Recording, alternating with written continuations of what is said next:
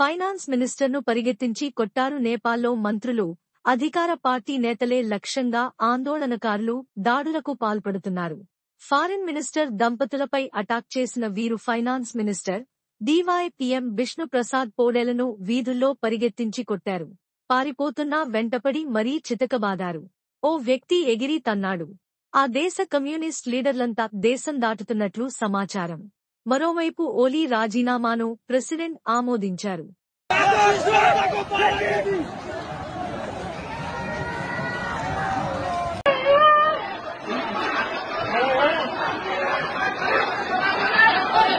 Oi.